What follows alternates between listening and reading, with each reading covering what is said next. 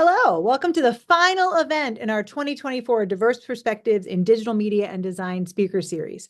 To paraphrase James Baldwin, nothing can be changed until it is faced. And this is certainly true of the inequities that have historically shaped the entertainment industry, both on the screen and behind the scenes. We would like to begin today's event by acknowledging that the land on which we stand here in Storrs, Connecticut, is the territory of the Mohegan, the Manchatucket Pequot, Eastern Pequot, Schaghticoke, Golden Hill Pagusset, Nipmunk, and Lenape peoples who have stewarded this land throughout the generations. We thank them for their strength and resilience in protecting this land and aspire to uphold our responsibilities according to their example. Today's event, The Power of Story, Creating Empathy and Connection, will feature a Q&A discussion with our guest artist, Cinque Northern. For our virtual audience, please take advantage of the YouTube chat box to submit questions for our guests so that we can include them in our discussion. I'm Heather Elliott Familaro, and I'm the digital artist and documentary filmmaker, and most importantly for tonight, the department head for digital media and design at the University of Connecticut. DMD is a young department founded in 2013, which has rapidly grown to over 350 undergraduate and graduate students and 26 full-time faculty. We have 7 undergraduate concentrations across the full spectrum of digital media. We've got film production, animation, interactivity, business, and the humanities at both the Storrs and Stanford campuses. In our department, we value and celebrate our students' diverse backgrounds, and we support their development both as individuals and as professional media creators. And now in its 4th year, the Diverse Perspectives in Digital Media and Design speaker series is one celebration of these shared values. So now on to the show. It's my extreme pleasure to welcome today's co-hosts. We have Professor Clarissa Seglio and DMD students Samantha Snevely and Melina Sandell. Clarissa Seglio is a U.S. cultural historian who is trained in the interdisciplinary field of American Studies, who works at the intersections of museum studies, public history, and digital humanities. Much of her research focuses on the roles that artifacts, material, visual, and digital, play in constructing national and social imaginaries within the context of museum work. An example of this is her book, A Cultural Arsenal for Democracy, the World War II Work of U.S. Museums, which is published by University of Massachusetts Press in 2022. Throughout her teaching and research, Clarissa also collaborates with museums, with libraries, and communities on interdisciplinary, public-facing projects that engage diverse audiences in topics of contemporary concern. Thank you so much, Heather. I'm greatly looking forward to this evening's discussion. And next, we're happy to introduce our 2 student co-hosts. Samantha Snevely is a junior media and content creator in the Digital Media and Design department with a concentration in film and video production.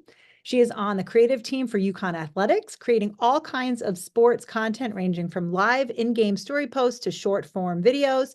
She also works on UConn Television as the VP of Media and Marketing, and she is the public relations chair for the UConn Dance Company, where she creates posts and graphics and videos for social media, websites, and other platforms.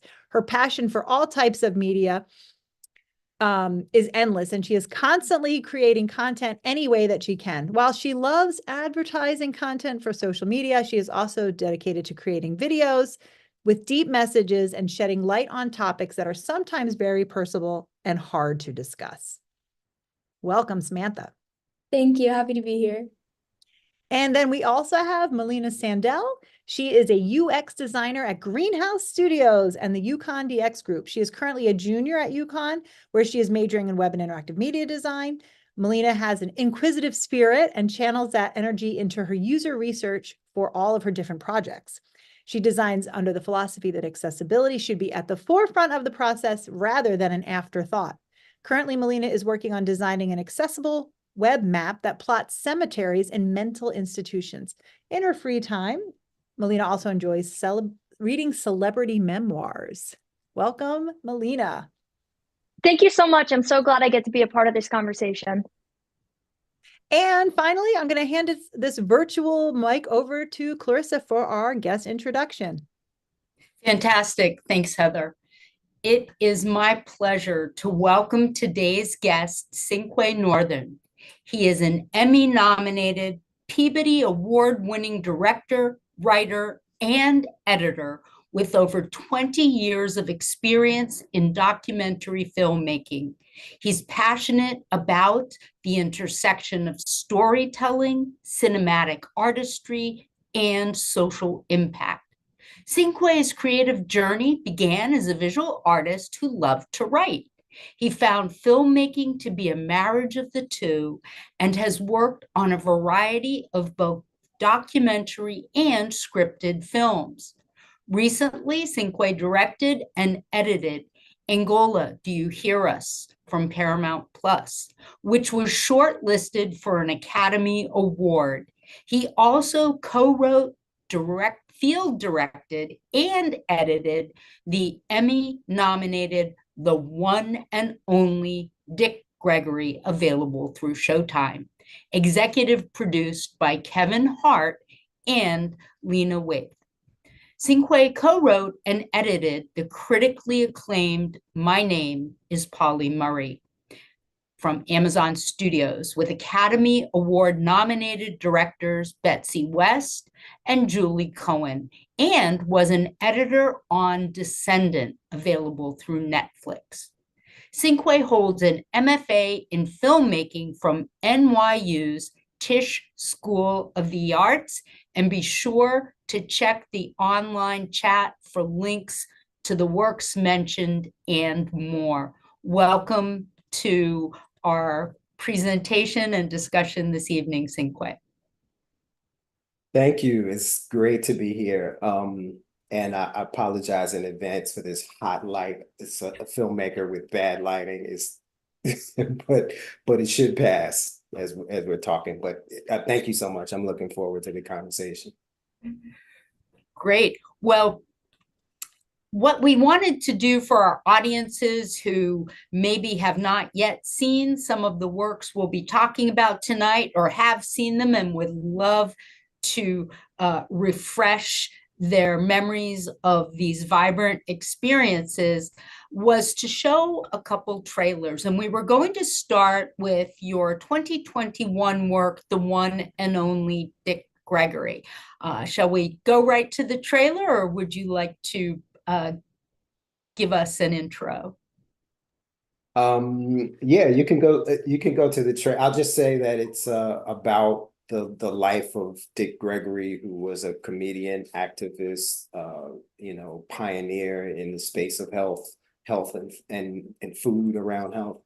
Yeah, you can go to the trailer, and I have plenty of stories around it. When they say this show features living color, you better believe it.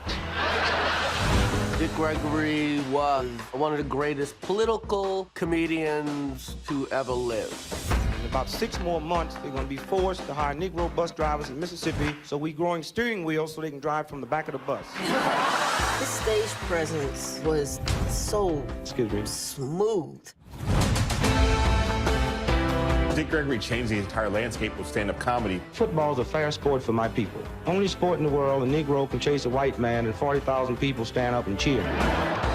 Damn, he's talking to these white people like that. He just spoke his truth. What's overlooked is how unafraid he was. Are you out to give people a good laugh? Are you out to make a very definite point?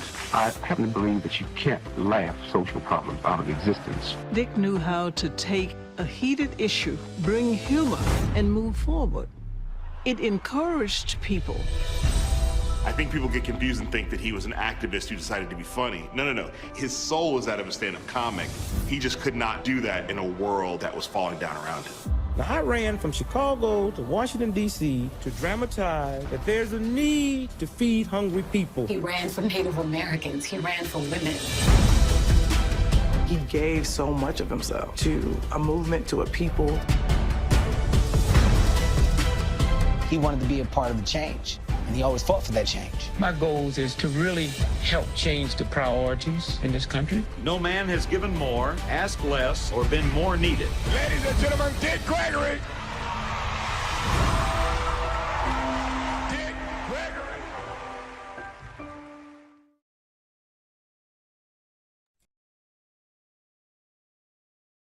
And now we will move on to, again, just set the stage with one of your other works, My Name is Polly Murray, also from 2021 release. Any kickoff there?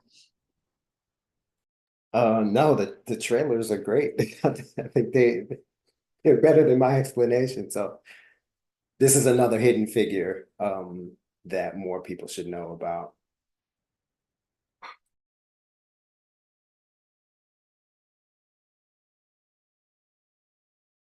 Cannot teach American history without teaching about Pauli Murray. Pauli was a writer, a lawyer, a priest, a poet.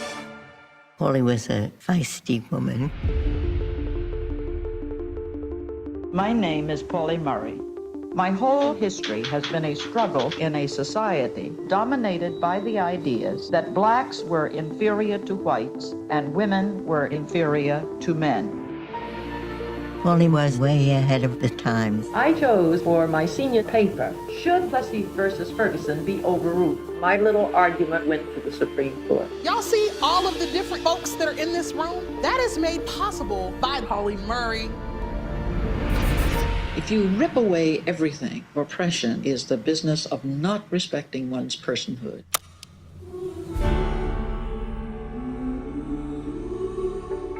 For my first 2 years, I was the only woman in the law school. They didn't even let me talk. Thurgood Marshall is talking about Jim Crow, and she says, what I'm experiencing is Jane Crow. Pauli Murray was not just an amazing lawyer or a badass feminist, but also a queer, non-binary person. Sitting in front of Murray's notes, the turmoil and the suffering, this is a feeling I know well. Scholars who have written about Pauli largely still use feminine pronouns. I don't know what pronouns Pauli would say. Trans and gender non-binary people have always been a part of our American context. So did y'all just think that your generation invented it? But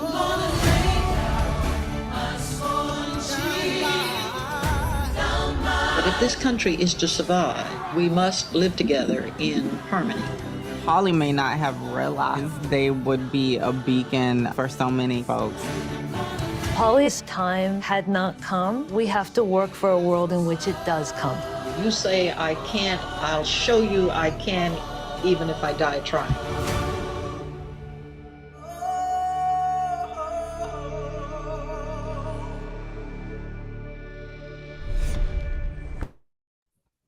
These are both goosebump trailers. If you don't watch these trailers and have goosebumps by the end, I think you might need some tending to. Well, I'm going to turn the questions over to our co-hosts, Melina and Samantha. Sounds awesome. So as we can tell from the clips that we just watched, the majority of your work are documentary films. Why is documentary storytelling your medium of choice? Well, it sort of chose me. I started off in scripted, and I really, even though I know the industry has documentary and scripted as different categories, I think as a maker of that kind of content, it's always healthy for me to always look at it as storytelling. And no matter whether it's documentary or scripted, one, you make it up, and the other, it's truthful. But everything else, you're held as a documentary filmmaker to the same standard and scripted, in that for me, it's about it being experiential, not just informative, but like, are you meeting a person and understanding their life? Are you connecting? Are you seeing yourself in it? Are you feeling seen, or are you feeling conflicted? All the emotions that you go through, I feel like that applies in both places. And I think documentary, I spent a long time as an editor, to answer your question of why documentary. I spent a long time as an editor, and I think I a lot of times worked with directors who had a message, something they wanted the world to know. And the other end of my contribution was like, that's cool that people want to know that, but I'm here to make them have an experience and make sure that, like, they're awake and engaged. And so that's how we really can learn things. And I think that marriage is always kind of, I think that essential thing kind of I was in demand as an editor and was always wanting to get back to scripted, but just stayed in documentary and then started making my own films. So it's really been a journey, and but I see them both. Even though I've done one a lot more, I've been more in demand in one than the other, but I still like both metaphoric, which is scripted, and then truth, which is documentary. Very interesting. Thank you so much. Another question. So who would you say are some of the people or mentors in your life who kind of like guided you to where you are today? Tons of them. I've had, I mean, throughout my life, and still it kind of never stops. There are always people that have walked a few steps ahead of you. And sometimes those mentorships are a lunch, and sometimes those mentorships are years of working with the person. But, you know, I would say early mentors, I had an art teacher who, when I was in high school and I painted, I was painting on a pretty high level for my class, and there was an assignment that I did, and I did it the night before, and the rest of my classmates were pretty blown away by the art, and they were like, "Oh wow, that's amazing." And I got a B minus, and he read the grades out, and the class was like, "Oh my God, why would he get a B minus?" And he said, "Because he can do better. And I'm not grading him for what he did in comparison to anybody. I want him to hold himself to a higher standard." And that was really a turning point in my life as a creator, to work to my own standard as opposed to what I can get by with. It turns out that if you're not confronted by that, you may just coast and get by with, you know, if you have skill in any area, you can kind of get by. But I think just by doing that, I was really mad at the time, but when I look back, that really shifted my life. And then I've had mentors in film. I had a teacher at NYU that was really instrumental. Stanley Nelson is a director that has done, I really learned documentary doing editing and doing documentaries with Stanley Nelson, who did Attica, and he's done a whole bunch of like civil rights documentaries. Sam Pollard, who edited a lot of Spike Lee's movies, taught at NYU, was a mentor. Plenty. My father, who was an artist and come from an artistic family on his side. So I have uncles that were mentors, as not just how to be a filmmaker, but a creative person, how to, you know, have self-care as a creative person, how to collaborate, which is a huge part of being a creator, is successful collaboration. And so I learned some of that from my family, even though they were in music and in painting. But I think some of the same things apply. Yeah, amazing. Thank you. So you've worn a lot of hats when it comes to roles in the film industry. For example, in the film My Name is Polly Murray, you acted as both an editor and co-writer. In this instance, how did these dual roles impact one another while you were working on this film? Yeah, sure. So sometimes those roles evolve. When I first came on to Polly Murray, they had an interesting chat. So the directors had just made RBG, and they were riding off the commercial success of that film. And in making RBG, they discovered Polly Murray. And when they came to me, they were like, "We have all this audio of Polly Murray, but very few images. And we're not even sure we have a film here, you know, but we want to try and make this while we have momentum behind our last film."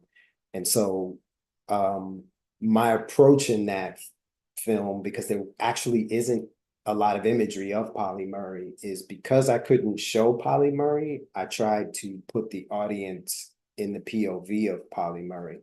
So instead of looking at Polly Murray, we're looking at what Polly Murray would have looked at.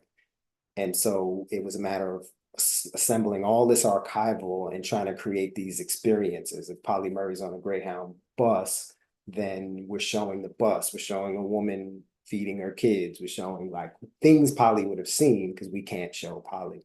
And so a combination of that approach and a lot of like really structural things, that role of writer evolved. It just, by the end, it became apparent that in order to make that film, it wasn't just that I was assembling footage that was shot, it really required a writer. And so that writing credit evolved. On Dick Gregory, I was a writer pretty early in, before the, when like the director Andre Gaines sent me a bunch of books to read, and we really sat down to figure out how to tell this story, even long before we had any footage. I conducted maybe 12 of the interviews, and that's, with Dick Gregory's wife and daughter and son. So that one I was a lot more hands-on from the beginning, but sometimes these roles can evolve.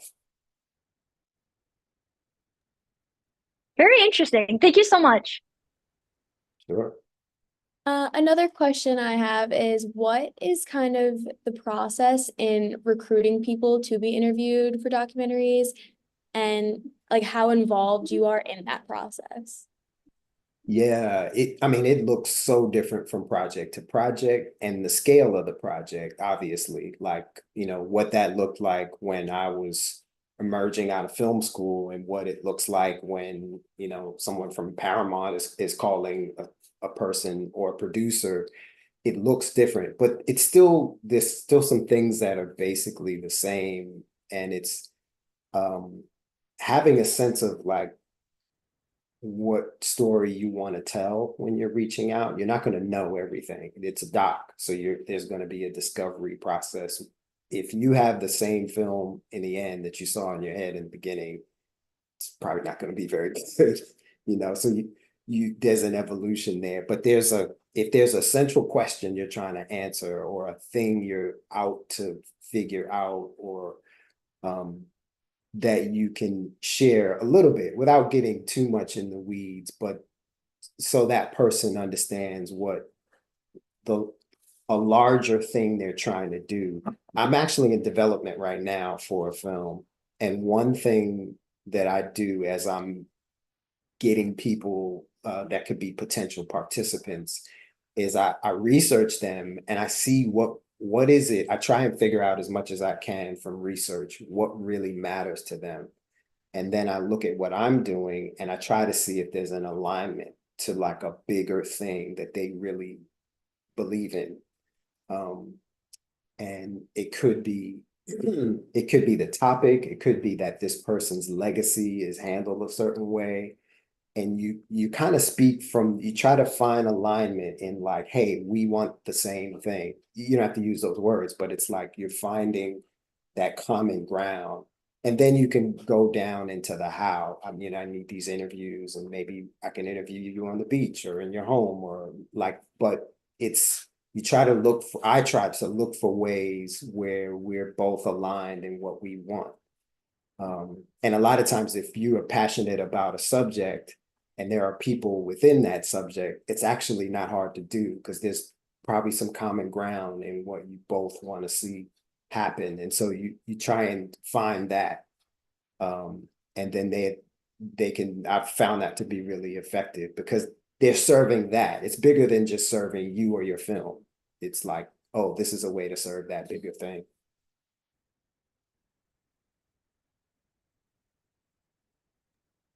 So you bring up a great point about how documentaries should evolve from start to finish. Do you have any other stories about films you've worked on about how your vision changed?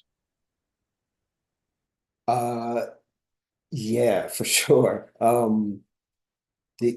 So I made a film called Angola, Do You Hear Us? And there was a poet who works with incarcerated populations, and as not just poet, actress, playwright, and does a lot of work in incarcerated spaces through art, by performing as different characters that the incarcerated populations can relate to.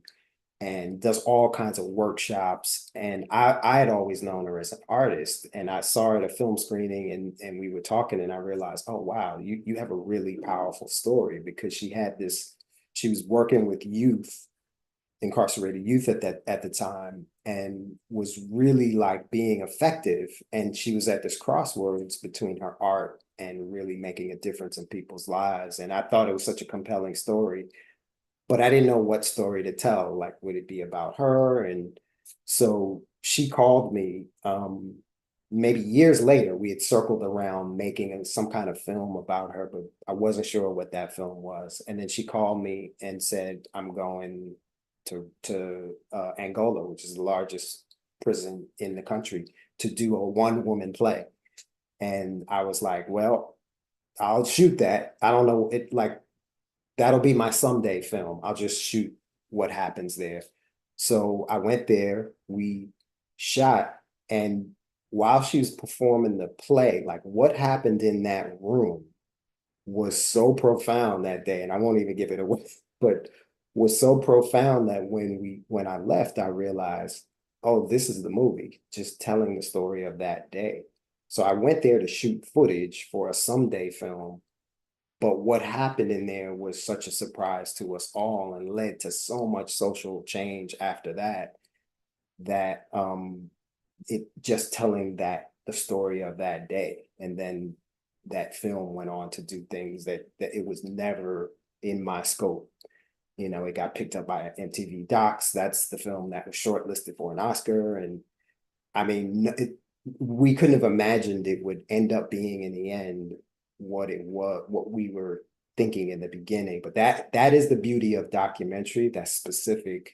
That's a little different than scripted, where in the beginning you kind of flesh it all out. But documentaries, the best ones, evolve.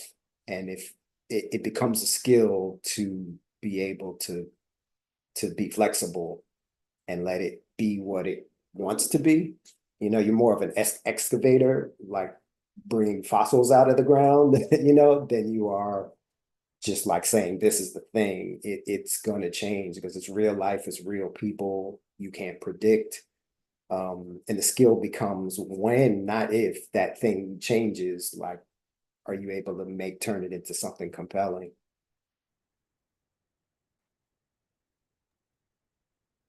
So going to talk a little bit about the Dick Gregory documentary. In addition to being an editor, you were also the field director and story producer. I know you talked about how you were really involved from the beginning in the writing aspect, like you said before, answering the other question. But can you tell us a bit how all these roles are kind of like different from each other, or related, and to Sure. help you Yeah, who knows what a best? field director is? Like, Yeah. so I conducted a bunch of interviews, and they were key interviews. Sometimes a field director can be, while the director is directing in one capacity, someone else is also directing. And so with Dick Gregory, the way I became the field director and not just the editor was, we conducted a lot of those interviews around the time when Dick Gregory passed away. This film began, Dick Gregory was still alive, and passed away while it was being made. And so at the memorial service, which was in DC, there were all these people in the same city that normally would not be together. All kinds of celebrities and, people who, his family, all these people are from all over the world, but they were all in DC at that time. So we just thought during that weekend was the best way to get as many interviews as possible. So we kind of divided and conquered, and he brought me in because I had been developing the story. The director, Andre, brought me in because I had been developing the story with him, and I knew what we needed. So he said, let's just split up. You do these interviews, I'll do these. And by the end of that day, I had a bit of I started getting the tough interviews. So in other words, when someone didn't want to, it was difficult. Like, this was his memorial. So some people, were in different emotional states. And after a few experiences, when somebody was like a challenge for one reason or another, then they got me.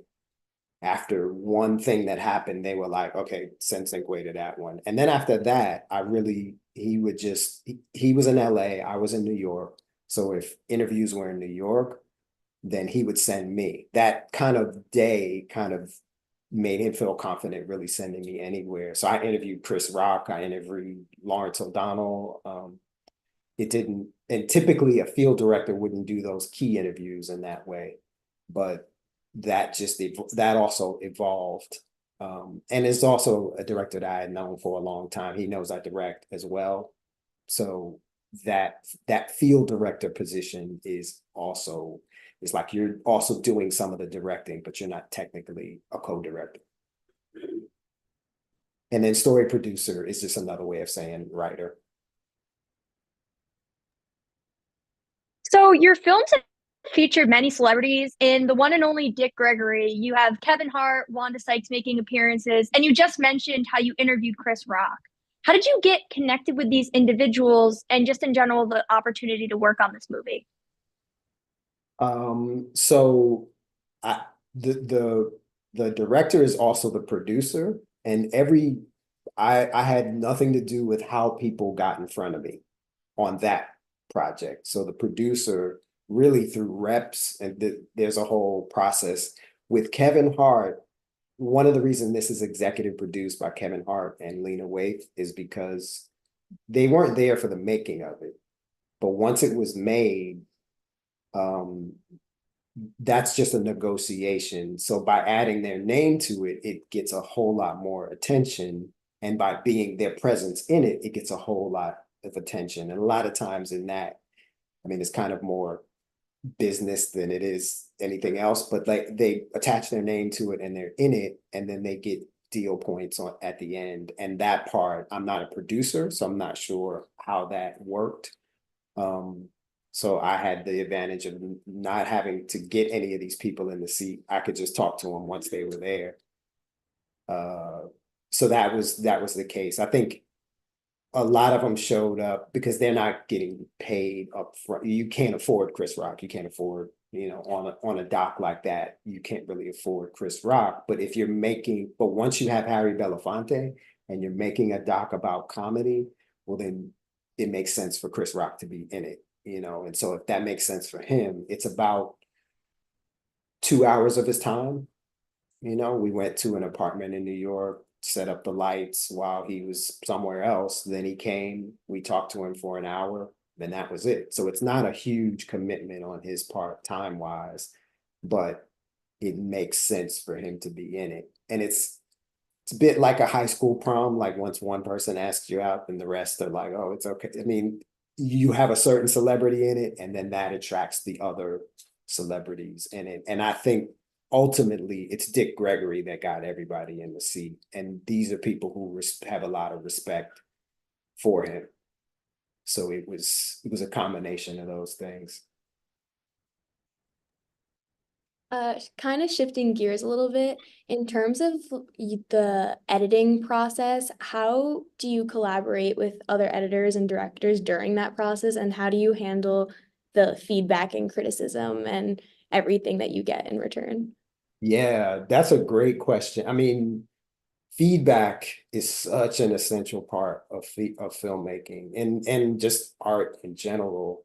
And I think over years, actually even in film school, because you get a lot of feedback, but I think the healthiest way to look at feedback, I don't even say criticism most of the time, even though I notice I kind of don't really attach to that word, even though it is important to get feedback where people just are honest and they're like, yeah, that part over there, that's boring. I think the best way to look at feedback is you're getting a taste. Every person's opinion, every person represents a whole population of people. So if one person is confused, that means they represent a bunch of people who are going to be confused. And then this person who gets it represents a bunch of people who are going to get it. And whatever the it is. And I think the healthiest way that I look at feedback, I literally don't personalize any of it. I just go, oh, that's a potential reaction to this thing. and they may have a solution. And it's more important that that the takeaway is how did they react to it? Not so much their solution is the solution. Sometimes it may be the solution, it may not. You can take their prescription with a grain of salt, but always take the reaction because that's honest, unless it's not honest, and that's a whole other thing. You know, that may speak to your relationship with the person, and they may have some other agenda, and that's all things you have to field. But if you're when you're screening a movie, it's helpful to sit in the room and watch people watch it. You're going to feel things you didn't feel when you were sitting there alone with it. And I think it would apply to art and a lot of other things. When you're alone with something, after a while, you start losing your emotions. And I get feedback all the time. And I can get feedback from people who are experts, but I also like getting feedback from people who are not even filmmakers at all, because that's 99% of the people who are going to be watching. They don't know where the light stand is and don't care. You know, like, are they suspending their disbelief? Are they having an emotional reaction? Oh, they laughed there. I wasn't expecting them to laugh there. I wonder if that's funny. Let me show it to a few other people. You know, all those reactions are gold. Those reactions are my eyes, because my eyes these films could take a year or two. After a while, that scene doesn't make you cry anymore. That scene doesn't make you laugh anymore. It's just starts being flickering lights. And then other people become my eyes. And it's only through their reactions that I can gauge. And you get enough of them to where you don't, I find group reactions are better, because you can kind of gauge if one person's confused but everybody else is like, no, I got it. Then you know, maybe you take all these things with a grain of salt. But one thing, you don't have to take any of it personally, because you're grateful that they're a meter, they're a way for you to gauge how your work is gonna interact with the rest of with the audience, whoever the audience is. So I like to get a lot of feedback. In your interview with Post Perspective, you cite that you use Premiere Pro to edit your films. Is this still the case? And if so, why do you use this software as opposed to others like Final Cut or Avid? I use them all. I mean, whatever that interview was, I cut that in Premiere. I think Polly Murray I cut in Premiere. I'm cutting a film now in Avid. I've had decades with all three of these softwares at this point. I cut in Final Cut for years. And then I think I started in Avid, and then I cut in Final Cut. I don't like Avid, but in my industry, you can't not use it. It's just Avid is the most interconnectable with all the other systems. So when you have to have it color corrected, or the work that I do, I'm not doing everything. So it's more assembly line. So once I cut it, someone else is going to do the sound mix, someone else is going to do the color correcting, and Avid is the most, and I still do Premiere sometimes, but Final Cut, unfortunately, because that was my favorite really for a long time. But Final Cut, I mean, Apple doesn't want to play with everyone else. So that's not, I can only, if I'm cutting something at home that no one's going to see, I will pull out Final Cut 10, like even that, because the user face is so easy, but I can't use it in my profession. Is there any way you could tell us a little bit about any new projects you're working on or developing? I can't talk about it. Yeah, well, I'm developing something now. I don't think I can talk about it yet, but it is in early development. And I'm working with Concordia to develop it, Concordia Pictures. So if you saw the Michael J. Fox doc, still, they produced that. Davis Guggenheim is the director. And so they do a kind of fellowship where they take one or two people or three people a year, and then they sort of help in the development process. it's a film, I will say it's a film outside the US. That's super vague, sorry. Talk about a teaser. That's so vague. Are you allowed, and well, you might be allowed, but you might not want to. Can we phrase the question slightly different and say, is there a dream project you'd love to pursue in case an amazing backer just happens to see this interview? Let's see, dream project. Or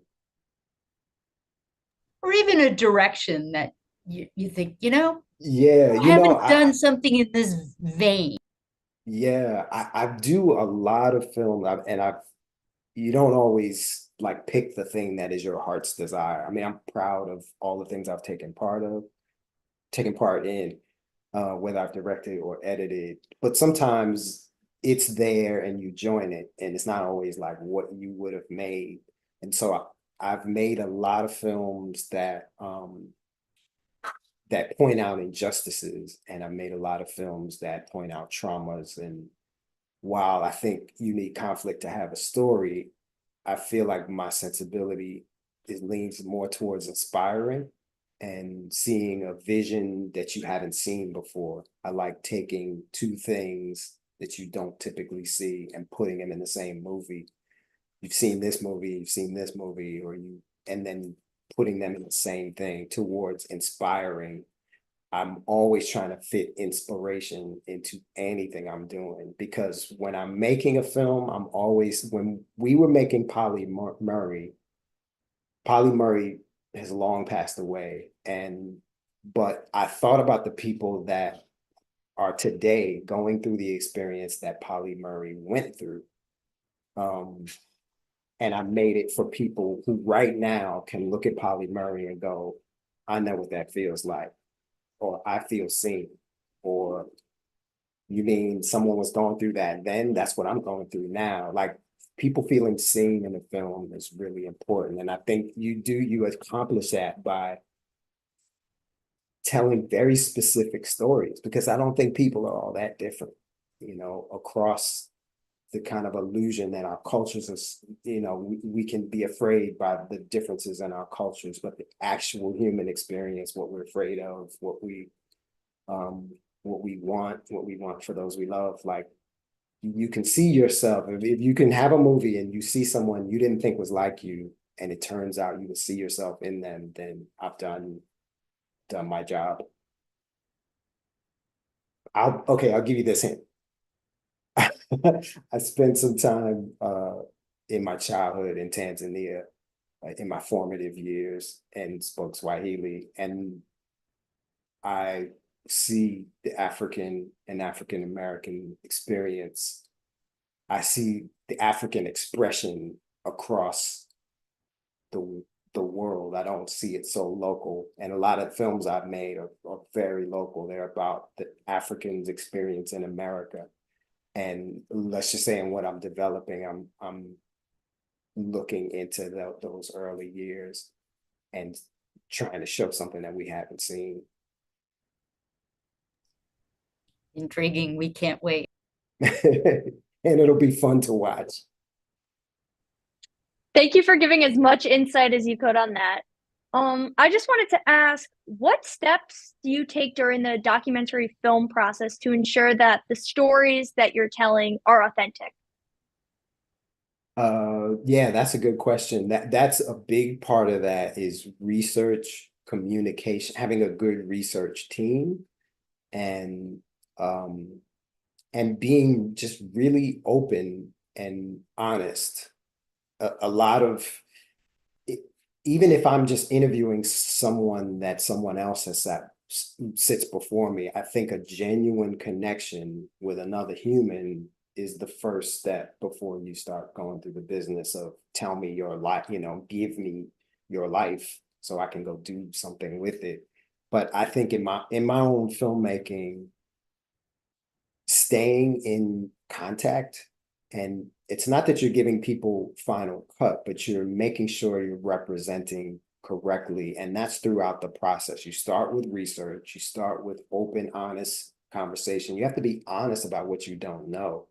And you have to have people around you who know something culturally or something, who may have insight that you don't, and be open to what they're saying and really see it as a collaboration. You don't want to be completely neutral because that's not a film. You know, you're coming with a viewpoint, but along with that, always being open to, no, you're not seeing this. And if someone is saying that, you have to look into it, no matter who's saying it or why you think they're saying it. And we had to do that on Polly Murray. You know, frankly, it was the directors and the producer, and I mean, the team was cis, and we had to actually go and get other points of view and show it and screen it and make sure that we all have blind spots, you know. And so I think the first part of doing that is really caring that you are representing people. If you don't care, it doesn't matter how many of those checklist things you do, you're still going to kind of make an agenda out of whatever material you have. But I think if you actually care, you're going to, through the whole process, from the first bits of research all the way to the final edit, as you have control, because also you have to build in, if you're partnering with other producers, and you got to make sure you have enough control that you have final cut and you can actually advocate for the people you're pointing the camera at. In a lot of cases, for you to have a story, you're pointing the camera at people at difficult moments in their life. And they're entrusting you with their stories. So I think just communicating through the whole process and protecting them. When I made a film about people and interviewed a whole population of incarcerated, not population, but I interviewed about 12 incarcerated men, and they were saying things about Angola that honestly could have gotten them, you know, like it could have been compromising for them, and they had nowhere to go. And so I replaced their voices with the voices of other people. Still their words. I kept true to their words, and I employed people who were from their region, so they sounded like them. But I did all of that because whether they asked for my protection or not, they may not have known just how far that film was going to go and what that would represent in Angola, in the prison. And so I didn't want to put anybody in a compromising position. So I swapped their voices out, but kept their words. So those kinds of things, I didn't have to do that, but you have to do that. You have to like protect people. Yeah. Another question I guess I have would be, in your own opinion, how would you say the actual like filmmaking industry has changed when telling, you know, true and authentic stories specifically about Black people? How it's changed? I mean, the industry has changed a lot, not just specifically for that, but I think it affects every kind of film. It's been changed a lot by streaming, frankly, and it's a lot more commercial than it's ever been. And so while there was always a documentary population where the filmmakers were valued and their lens or their specific access was valued, now it's more so than ever because of the influence of a Netflix. It's really about eyeballs and what is going to make people watch. And that has changed even what gets greenlit. To speak to authenticity, it's harder to get things greenlit now unless you have a celebrity.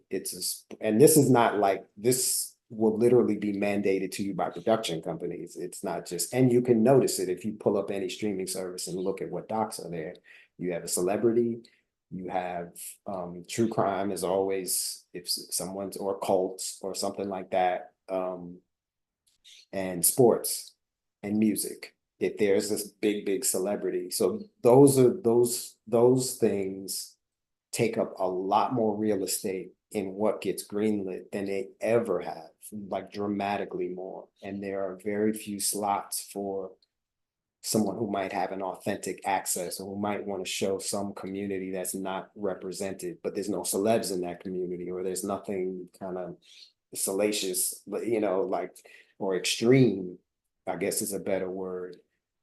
It's a lot tougher for those films to get made. So that in and of itself, I think, is the biggest impact, is that not as many voices are heard, not as many filmmakers are getting to tell honest stories because they have to fit it into that small category of, like, sports. Like, those things are real. We're hearing them from every executive, even executives that don't want it to be true, but they work for a company and they have to deliver a certain thing.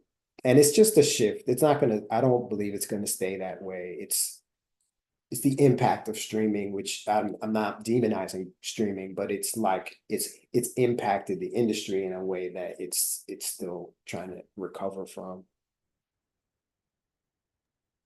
And then I guess kind of piggybacking off of that, working with such like big companies, how would you describe, like, I guess how it impacted your own like artistic freedom and like goals that you are trying to like personally strive towards?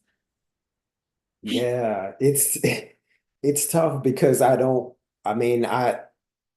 watching films that are commercial. I don't just watch obscure kind of films. Like, I like commercial stuff like everybody else. Sometimes I want to make something like that. And then other times I want to take a look at something that it might be a risk. But I feel like there's a story there that it is commercial, but it's not, maybe not on the surface, something that people could see right away. So I think it impacts me personally because it's harder to take risks. I honestly think a movie like this is in the scripted space, but like, I think it would be harder to make Get Out now than it was when it was made. And what if that didn't get made? Like, what if someone has a Get Out, but they're not a celebrity and they're trying to make it, And by that movie, I mean a movie that has such an impact when it comes out, but there weren't movies like that before.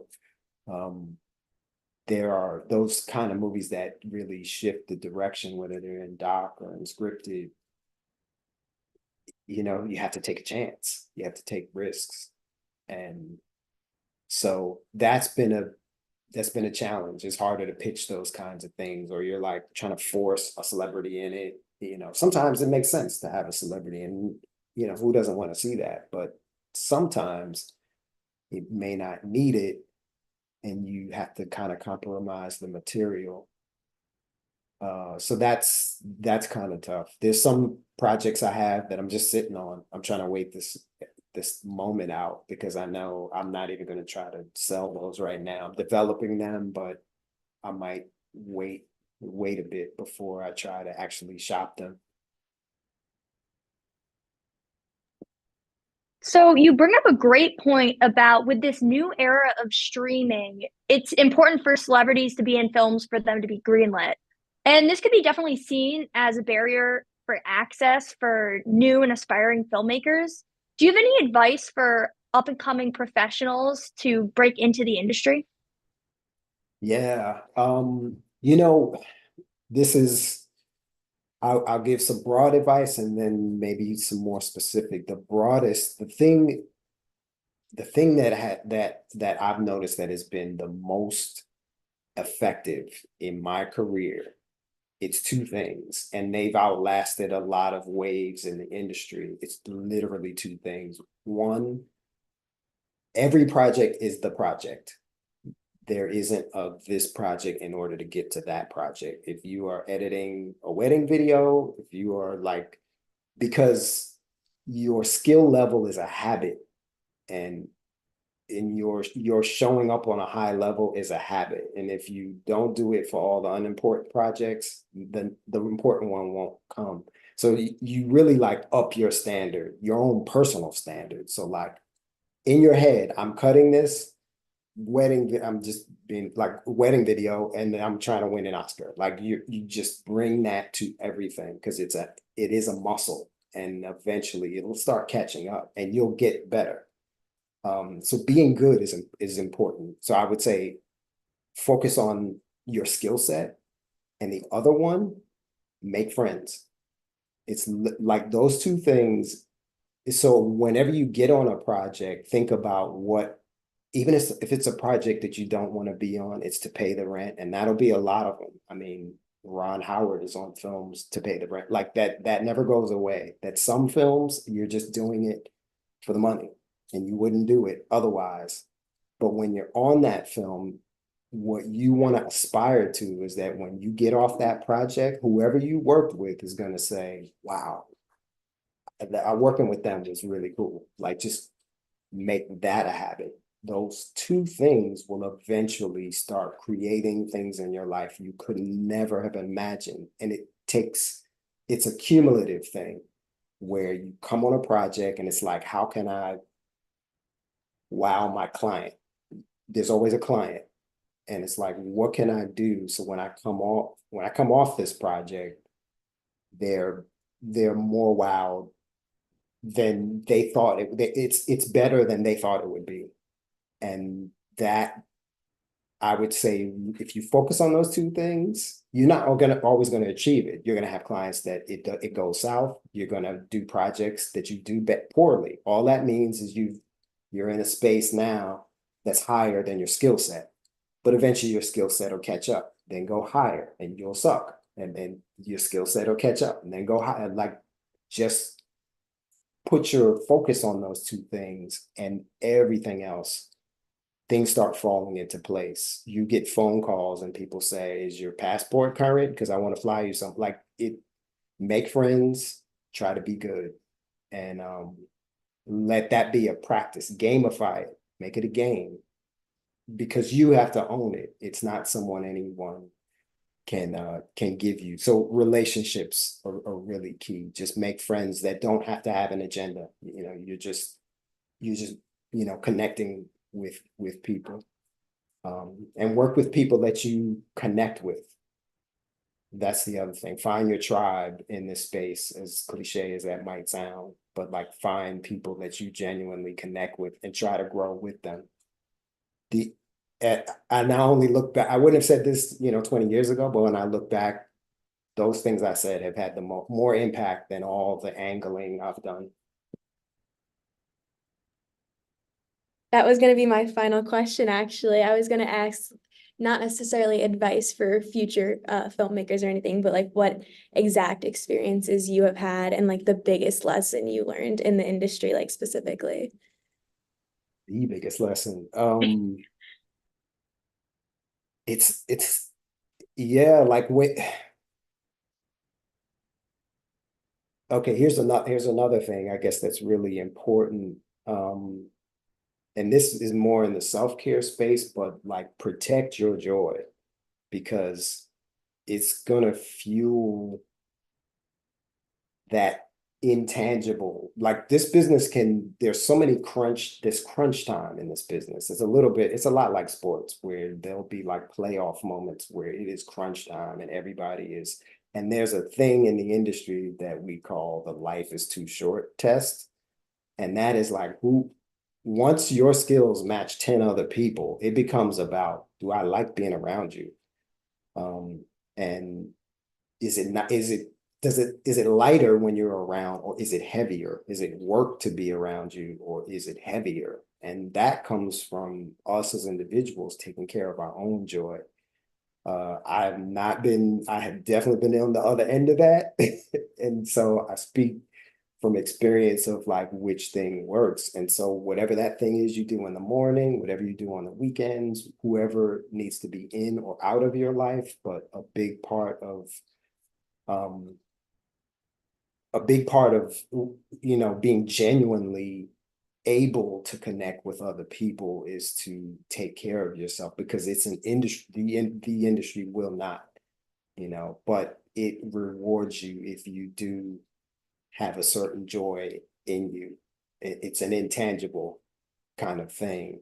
And the times when I grinded the most in my early years, when I was learning how to edit and I was grinding and working really long hours and kind of miserable, the quality of the jobs were nowhere near the ones where I was forced to. I started having back pain, so I was forced to change my work habits and forced to like do some self-care. And then my projects started getting higher quality because those grindy jobs usually don't pay enough. It just goes hand in hand. You get the grinding and the not paying usually go hand in hand.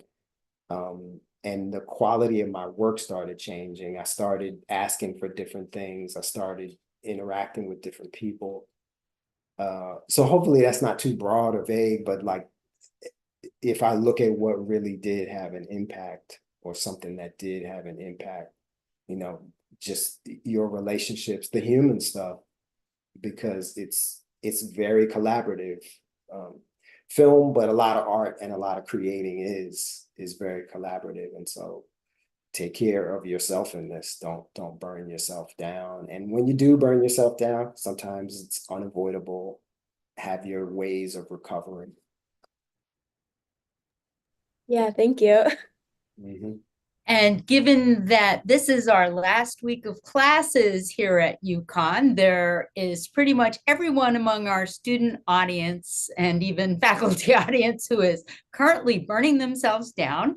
And so making proactive plans for taking the time, as you just mentioned, I think is a perfect message to be leaving our student audience, and one that will be timely no matter when our colleagues tune into this video. And our hour has gone by far too quickly, but to respect your time, we will call an end. And I want to thank you again, Cinque, for what has been an incredibly informative, inspirational, practical, and inspiring talk, and your generosity in sharing your experience and advice with us is so appreciated. I also want to thank Professor Elliot Familaro, who introduced us, also Samantha and Melina for co-hosting and moderating, and to our behind the scenes event producer, Sabrina Clayman. And this is a wrap for the 2024 season of Diverse Perspectives in Digital Media and Design Speaker Series. I invite you to check out the entire 2024 lineup, as well as our great back catalog of speakers from 2021, 22, and 23 at dmd.uconn.edu/diverse. And don't forget to subscribe to us here on YouTube and to follow our other social media channels at UConn DMD to see all our department's great content. And thank you to not only our students and everyone who worked to produce this event, but to you, our virtual audience, for joining us today. I hope that you are each as inspired about Cinque's work, and I encourage you, check out that link and check out the variety of films and creations on his website. And as a museum person, I would be remiss if I didn't tell you that the first time I learned about Pauli Murray was through colleagues who are responsible for the Pauli Murray Center for History and Social Justice, which is in Durham, North Carolina. And although Dick Gregory does not yet, to my knowledge, have a museum devoted to his life and work, museums from the Metropolitan Museum of Art to the DeSable Museum to the Cleveland Museum of Art have portraits of Dick Gregory, both photographic, paint, and others in their collections, and the Smithsonian, attesting to the impact he has made on our American history and culture. So thank you to all, and a very good night. Thank you. It was great talking to all of you.